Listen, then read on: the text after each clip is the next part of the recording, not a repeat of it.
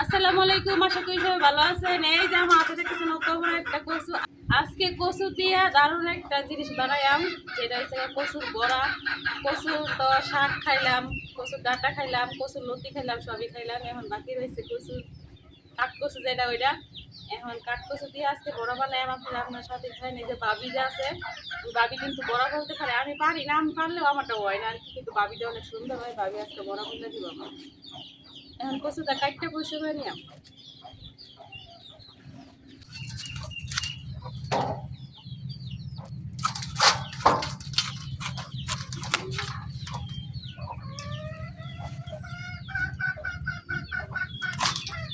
আমার ঘরে যে কচু ক্ষেত আছে, এই কচু ক্ষেতের কচু কিন্তু এখনো বড় হয় নাই।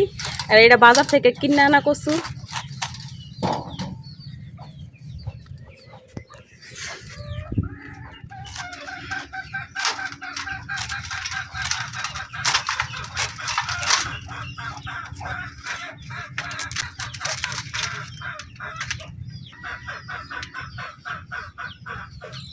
এখন এই যে কচুগুলো সিলাই লইতেছি আমরা দুজনে।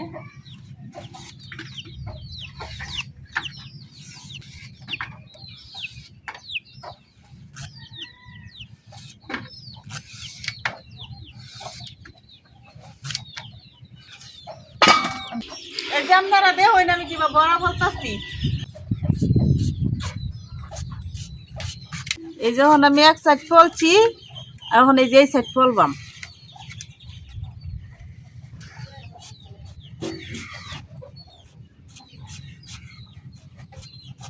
এই যে দেখুন আমার বড়াটা কত বড় হয়েছে।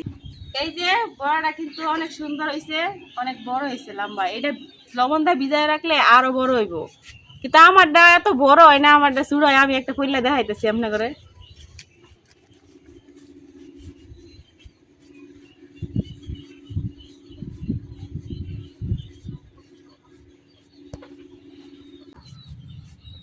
এই যে আমি বলতাছি, আল্লাহর নামে দেখি আমারটা কিরম।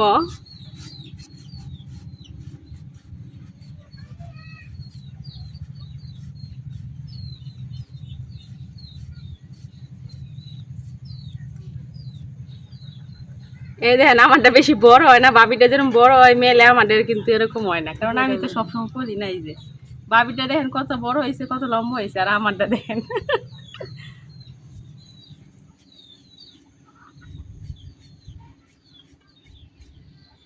বাবি বললো কাক ভেবে দেখি।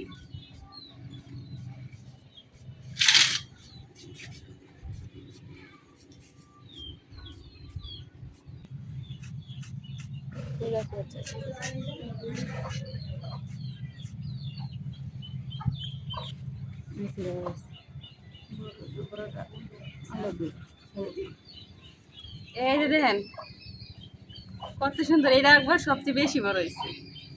কচুটা যদি আর একটু মোটো হইতো তাহলে কিন্তু বড়াটি আরো বড় হইতো, আরো সুন্দর হইতো। তারপরেও কিন্তু যা হয়েছে তাই আলহামদুলিল্লাহ। এই যে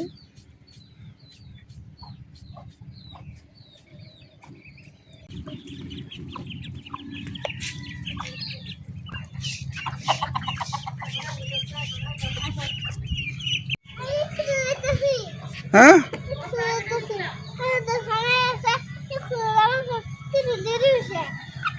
স্কুলে যাইবা দেরি হয়েছে, তো চালু করে দাও, স্কুলে দাও।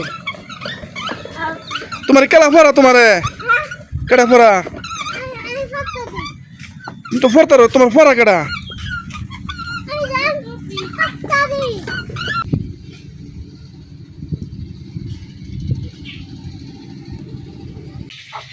ভাবি বড়া মাই আপনি কাটেন শিখছো? আমার আম্মার এনতে আপনি মার কাছ থেকে? আমার আম্মা যে বলতো ওখানে বয়ে থাকতাম, শিখাইছে না আমিও কাজ। আমার আম্মা পারে, আমার আম্মাটি আরো বড়, কিন্তু আমার শিখছি আমি, আর পারি না আমার আম্মার মতো আছি আমার।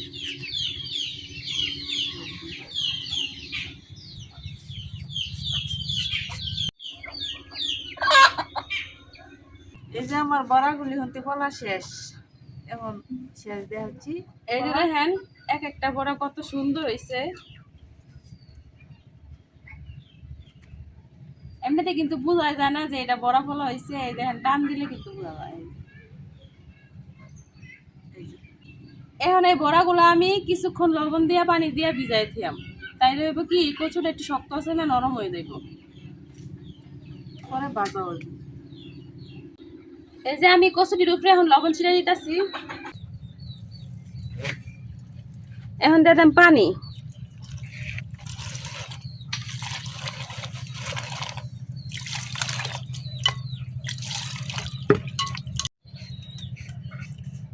এখন পানি দিয়া 10-15 মিনিটের মতো ভিজাই রাখাম। কচুর বড়া লাগে কিন্তু লাগবো আমার পেঁয়াজ রসুন। এখন পেঁয়াজ রসুন দিয়ে আমি সেচ লইতেছি।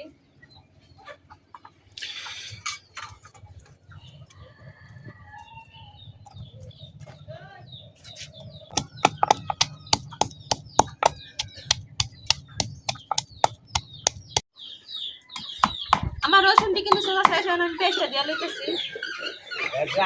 পেস্টটা সেচ চলে যাবো। এই যে আমার পেঁয়াজ রসুন কিন্তু শেখা শেষ। এখন এই যে ভিজায় রাখা কচুগুলো আমি ধুয়ে লইতেছি। দেখেন কচুটা ভিজায় রাখার পরে কতটা নরম হয়েছে। এই যে অনেকটাই কিন্তু নরম হয়ে গেছে।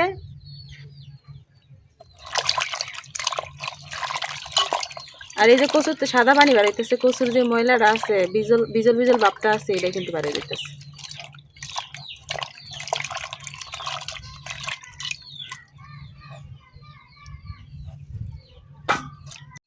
এই যে আমার কচুটি কিন্তু আমি পরিষ্কার করে ধুয়ে লইছি। এখন কচুর বড়া বানাইতে লাগবে হইছে গা চাইলের গুঁড়া, আর হইছে গা এই যে ময়দা, আর এই যে হলুদ, মরিচ, ধনিয়ার গুঁড়া, জিরা, লবণ। এখন আমি সবগুলো উপকরণ একসাথে মিশাই লিয়াম। এখন দিতেছি ময়দা। আপনারা চাইলে হুদা ময়দা দিয়ে বানাইতে পারেন চাইলের গুঁড়া, কিন্তু লাগতো না। আবার চাইলের গুঁড়া দিয়ে চাইলে শুধু চাইলের গুঁড়া দিয়ে বানাইতে পারেন। আমার কাছে দুটোটাই আছে, এর লেগে আমি দুটোটাই একটু একটু দিলাম। এখন আমি দিতেছি হলুদের গুঁড়া, ধনিয়ার গুঁড়া, জিরার গুঁড়া, আর মরিচ, লবণ। এখন আমি দিয়ে দিতেছি ছেঁচা রাখা পেঁয়াজ রসুন গুলা। এখন আমি অল্প অল্প পানি দিয়া সবকিছু একসাথে মাখাইলাম।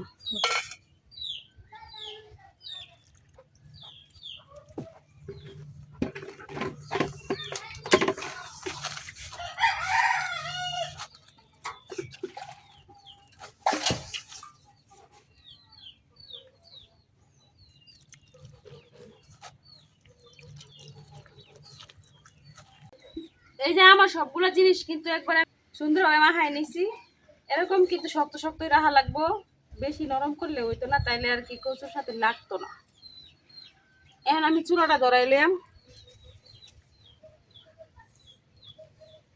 আমার চুলা ধরানি কিন্তু হয়ে গেছে। এখন আমি কড়াই বসাইতেছি। এই কড়াইটা কিন্তু একদমই নতুন, এটা দেখে মনে হইতেছে পুরান, কিন্তু পুরান নাই। গড়ে তো অনেকদিন হয়ে গেছে। এই কড়াইটা কিনা রাখা দেওয়া হয়েছিল, ডালাইটা মনে হয় ভালো নাই, লেগে কালো কালো হয়ে গেছে। এখন কড়াইটা বসাই দিতেছে। এই যে বড়াগুলো আমি এখন এই যে ডোর সাথে মিশাই লইতেছি।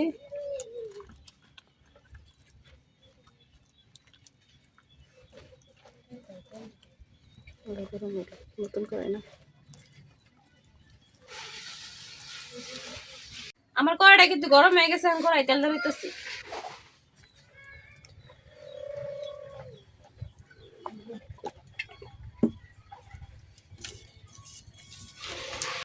এই যে কড়াই তেল দিছি, তেলটা কিন্তু গরম হয়ে গেছে। এখন আমি একটা একটা করে বড়া দিয়ে লইতেছি।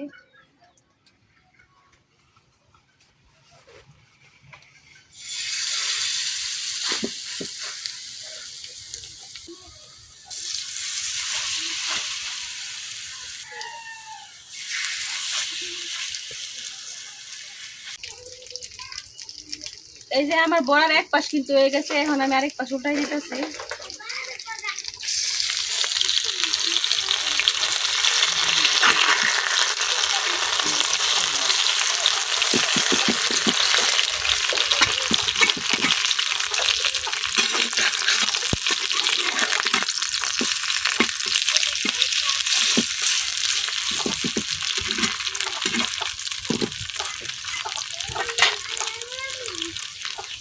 এখন আমি বড়াই রাখতে দেন। আমি আমি ঢাকনাটা উঠাইয়া বড়াটা আবার উল্টাই দেব।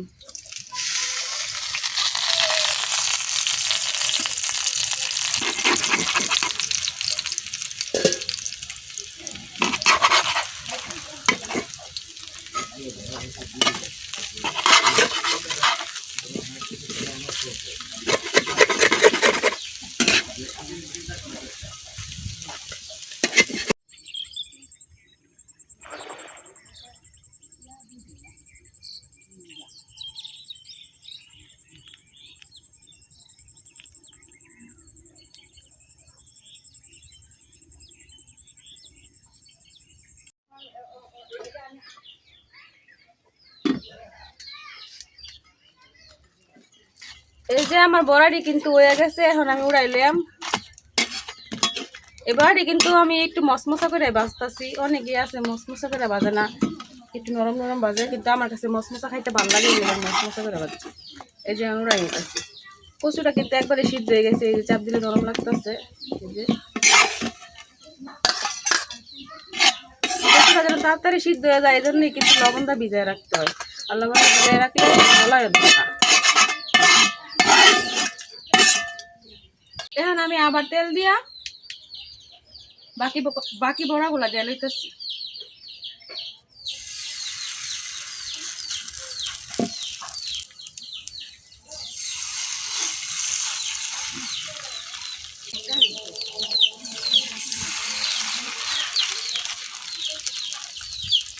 কিছু কিছু বড়া আছে একবারে নরম যে হয়ে গেছে, এটা লেগে একটু ভাঙে গেছে।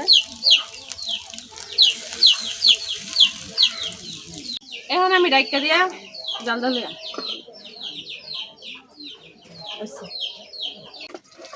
এখন এই বড়াই দিয়ে আমি উল্টাই দিতেছি।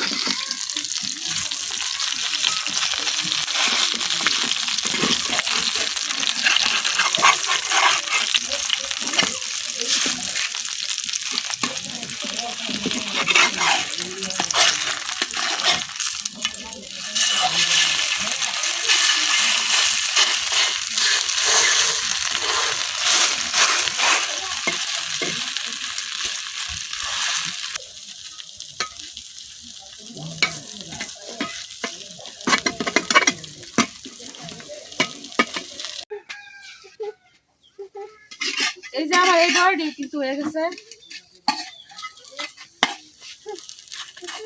এখন এই দিয়ে আমি উড়াই নিতেছি।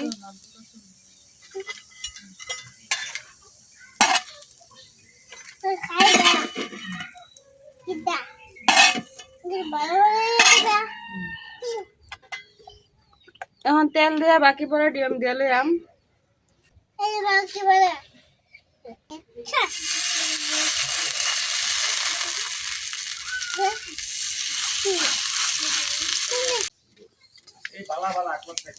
এই যে আমার এই বড়াটি কিন্তু হয়ে গেছে, এটি কিন্তু শেষ নাকি বড়া।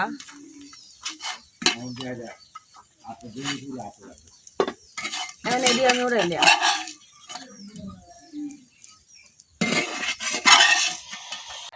এই যে তৈরি হয়ে গেছে আমার মচমচে কচুর বড়া। এখন খাইয়া দেখো ভাবি কেমন হয়েছে, খাইয়া দেখো কেমন হয়েছে। মচমচ করতেছে বড়াটি।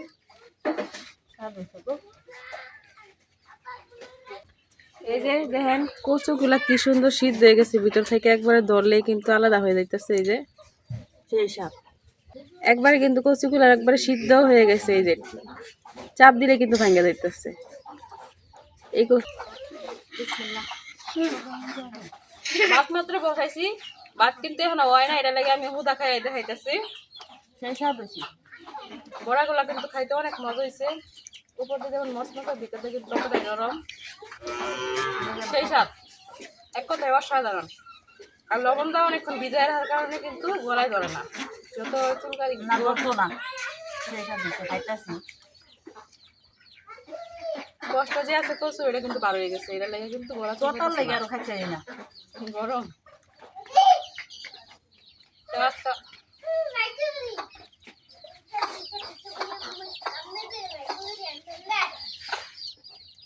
তো আজকের ভিডিও এই পর্যন্তই। ভালো থাকবেন, সুস্থ থাকবেন। আল্লাহ হাফেজ।